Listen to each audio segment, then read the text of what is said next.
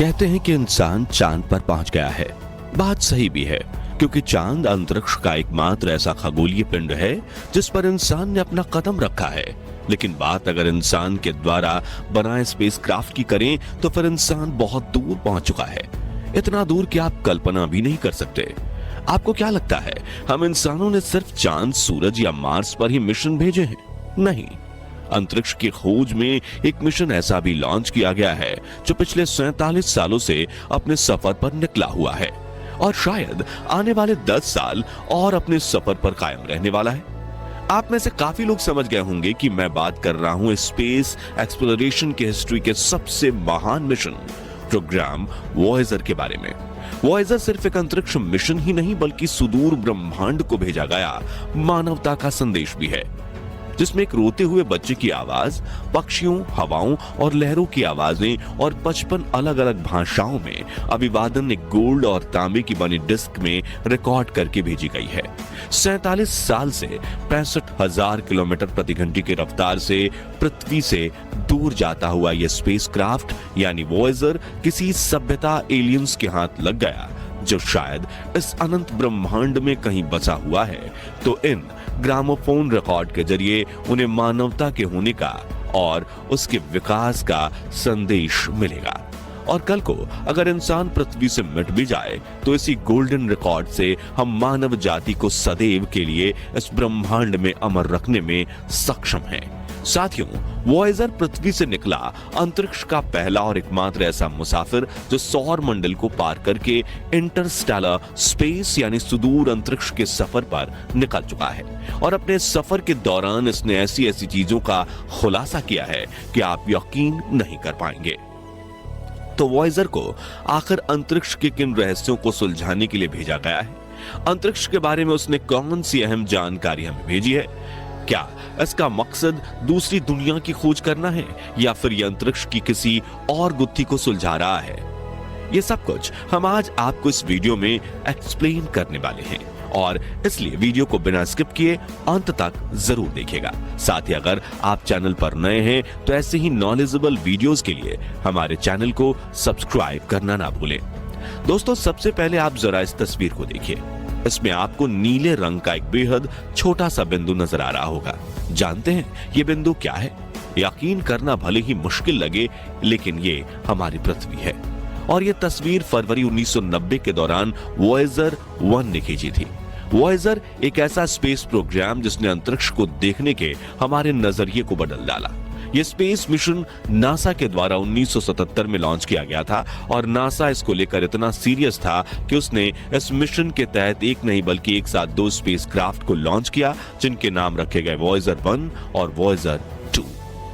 इसमें पहले वॉयेजर 2 को 20 अगस्त 1977 के दिन केप कैनरवल स्पेस फोर्स स्टेशन से लॉन्च किया गया, जबकि वॉयेजर 1 इसके 15 दिन बाद 5 सितंबर को लॉन्च हुआ। अब सवाल ये उठता है कि नासा ने एक साथ एक ही जैसे 2 स्पेसक्राफ्ट क्यों लॉन्च किए? असल में नासा किसी भी हाल में ये नहीं चाहता था कि ये मिशन फेल हो, इसलिए उसने एक की जगह 2 स्पेसक्राफ्ट अंतरिक्ष में भेजे ताकि अगर किसी वजह से फेल भी एक हो जाए तो दूसरा अपना काम पूरा कर दे। और इसी के चलते नासा ने वॉयेजर 1 की स्पीड को तेज और वॉयेजर 2 की स्पीड को उससे जरा धीमा रखा, ताकि दोनों स्पेसक्राफ्ट की अप्रोच एक दूसरे से अलग रहे और दोनों किसी कारण से फेल ना हो। अब यहां बहुत से लोगों के मन में यह सवाल भी आता है कि वॉयेजर मिशन का मकसद क्या था और इन स्पेसक्राफ्ट्स को फिर किस प्लेनेट पर उतरना था। आपको बता दें कि दोस्तों, वॉयेजर का उद्देश्य किसी प्लेनेट या दूसरे खगोलीय पिंड पर उतरना कभी नहीं था, बल्कि इन्हें खास तौर पर इस तरह से डिजाइन किया गया था कि ये अंतरिक्ष में उड़ते हुए ये अपने मिशंस पूरा करें। आपकी जानकारी के लिए बता दें कि वॉयेजर 1 और 2 प्राइमरी मिशन गोल यानी मुख्य मकसद सैटर्न और जुपिटर इन 2 ग्रहों के करीब जाकर इनकी तस्वीरें लेना और इनके बारे में ज्यादा से ज्यादा जानकारी इकट्ठा करना था। असल में वॉयेजर प्रोग्राम लॉन्च होने से पहले हमारे पास सैटर्न, जुपिटर और सौर मंडल के दूसरे ग्रह जैसे मरकरी और नेपच्यून वगैरह के बारे में कोई खास जानकारी नहीं थी। ऐसे में नासा ने वॉयेजर प्रोग्राम का मुख्य उद्देश्य इन ग्रहों इनके चंद्रमाओं और इनके रिंग्स वगैरह की जानकारी इकट्ठा करना रखा। इसी उद्देश्य से ये दोनों स्पेसक्राफ्ट अपने अपने सफर पर निकले, जिसमें वॉयेजर 1 रफ्तार तेज होने के चलते 5 मार्च 1979 को जुपिटर के सबसे ज्यादा करीब पहुंचने वाला दुनिया का पहला ह्यूमन मेड ऑब्जेक्ट बना। इसने जुपिटर की करीब से खींची हुई ऐसी ऐसी नायाब तस्वीरें भेजी जिन्हें पहले कभी नहीं देखा गया था। साथ ही इसने जुपिटर के चंद्रमाओं की तस्वीरें और उनसे जुड़ा अहम डेटा भी हमें भेजा, जिसके बारे में इससे पहले कोई आइडिया हमें नहीं था।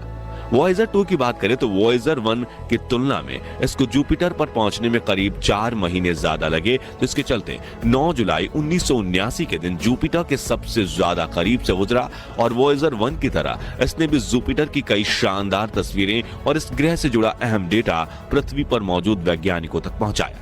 जुपिटर के बाद ये सैटर्न पर पहुंचे और यहां भी वॉयेजर 1 ही सबसे पहले पहुंचा। दरअसल वॉयेजर 1 12 नवंबर 1980 के दिन सैटर्न के करीब से गुजरा था, जबकि वॉयेजर 2 को यहां पहुंचने में 9 महीने से ज्यादा का समय लगा और यह स्पेसक्राफ्ट इस ग्रह के करीब से 25 अगस्त 1981 के दिन गुजरा। इन दोनों ही स्पेसक्राफ्ट ने सैटर्न के करीब से इसकी ऐसी ऐसी अद्भुत तस्वीरें हमें भेजी जिससे वैज्ञानिकों की नजर नहीं हट पाए, क्योंकि सैटर्न की शानदार रिंग्स को इतने करीब से देखने का मौका उन्हें पहली बार मिला था। इसके अलावा वॉयेजर की वजह से वैज्ञानिक पहली बार इस ग्रह के चंद्रमाओं को भी पास से देखकर उनका अध्ययन कर पाए। इन चंद्रमाओं में टाइटन चंद्रमा भी शामिल था, जिसे एक समय पर हम इंसान अपना दूसरा घर बनाने के इरादे से देखने लगे थे। सैटर्न तक वॉयेजर 1 और वॉयेजर 2 दोनों का रूट एकदम सेम था, मगर उसके बाद ये बदल गया। वॉयेजर 1 को वैज्ञानिकों ने इंटरस्टेलर स्पेस यानी सुदूर अंतरिक्ष की खोज करने के लिए भेज दिया, जबकि दूसरी तरफ वॉयेजर 2 ने सौर मंडल के बाकी ग्रहों के करीब पहुंचना और वहां से उनकी तस्वीरें भेजना जारी रखा। सैटर्न के बाद साल 1986 में यूरेनस के करीब से गुजरा और इस ग्रह की तस्वीर हमें भेजी। यह पहली बार था जब इंसानों द्वारा बनाया गया कोई ऑब्जेक्ट यूरेनस के इतना करीब पहुंचा। वॉयेजर 2 ने यूरेनस से जुड़ी बहुत सारी ऐसी जानकारी हमें पहुंचाई जो हमारे पास नहीं थी। यूरेनस के बाद साल 1989 में ये हमारे सौर मंडल के दूसरे आइस जायंट नेपच्यून के करीब से गुजरा और दूसरे ग्रहों की तरह ये इस ग्रह के इतना करीब पहुंचने वाला दुनिया का पहला मैन मेड ऑब्जेक्ट बन गया।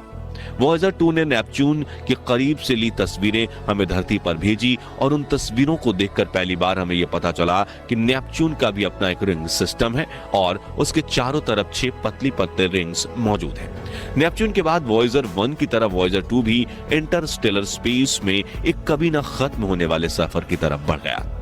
अब यहाँ वॉयेजर 1 की बात करें तो सैटर्न को अलविदा कहने के बाद ये 65,000 किलोमीटर प्रति घंटे की रफ्तार से लगातार इंटरस्टेलर स्पेस में बढ़ रहा था। इस दौरान इसने कई बार स्पेस में पीछे मुड़कर पृथ्वी को देखा और इसकी तस्वीरें ली। आखिरी बार इसने पृथ्वी को 14 फरवरी 1990 के दिन देखा और एक लास्ट बार हमें तस्वीर खींचकर भेजी, जिसमें हमारी पृथ्वी एक छोटे से मामूली बिंदु जैसे नजर आ रही है। 6 बिलियन किलोमीटर दूर से क्लिक की गई इस ऐतिहासिक तस्वीर को पहले ब्लू डॉट के नाम से जाना गया, जिसे क्लिक करने के बाद वॉयेजर 1 ने बैटरी बचाने के लिए अपना कैमरा बंद कर दिया और पृथ्वी को अलविदा कहते हुए गहरे अंधेरे में एक नई दुनिया की तलाश में निकल पड़ा। जानकारी के लिए बता दें कि वॉयेजर 1 अगस्त 2012 में हमारे सौर मंडल की बाउंड्री, जिसे हेलियोपॉज कहा जाता है, उसे पार करके इंटरस्टेलर स्पेस में प्रवेश कर गया था और इस कारनामे को करने वाला यह दुनिया का सबसे पहला स्पेसक्राफ्ट बना। जबकि वॉयेजर 2 को यह मुकाम हासिल करने में 6 साल ज्यादा समय लगा, यानी नवंबर 2018 में इंटरस्टेलर स्पेस में एंटर हुआ था और वॉयेजर 1 की तरह इसने भी नेपच्यून ग्रह को अलविदा कहने के बाद बैटरी बचाने के लिए अपना कैमरा ऑफ कर दिया था।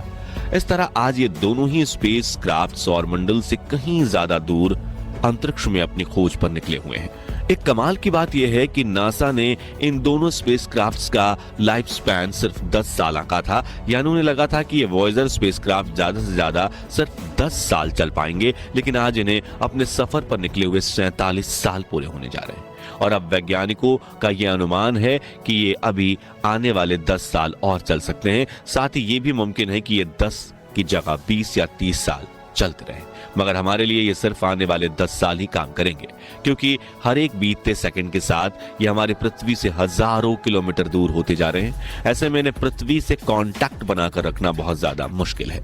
बता दें कि पृथ्वी से इन स्पेस क्राफ्ट्स के साथ संपर्क करने में 20 घंटे से भी ज्यादा का समय लग जाता है। इन स्पेस क्राफ्ट से संपर्क करने के लिए पृथ्वी से लगभग 20 किलोवाट सिग्नल भेजा जाता है। ठीक इसी तरह वॉयेजर भी 20 किलोवाट का सिग्नल पृथ्वी पर सेंड करता है, जो यहां तक पहुंचते पहुंचते बहुत ही वीक हो जाती है। ऐसे में जब वो पृथ्वी तक आता है तो उसे डिटेक्ट करना एक बहुत ही बड़ी चुनौती भरा टास्क बन जाता है। नासा ने इन सिग्नल्स को जल्दी और आसानी से कैच करने के लिए पूरी दुनिया में जगह जगह सैटेलाइट डिश का जाल बिछाया हुआ है, मगर फिर भी बीतते हुए समय के साथ वॉयेजर के साथ संपर्क बनाना ज्यादा कठिन होता जा रहा है। ऐसे में वैज्ञानिकों का अनुमान है कि आने वाले 10 सालों में वॉयेजर के साथ अपना कनेक्शन हम पूरी तरह से खो देंगे, मगर जब तक सिग्नल मिल रहा है तब तक वॉयेजर स्पेस के रहस्यों को उजागर करता रहेगा। और क्या पता कल को ये हम इंसानों के लिए दूसरे ग्रह यानी कि किसी एलियन सभ्यता की खोज कर ले।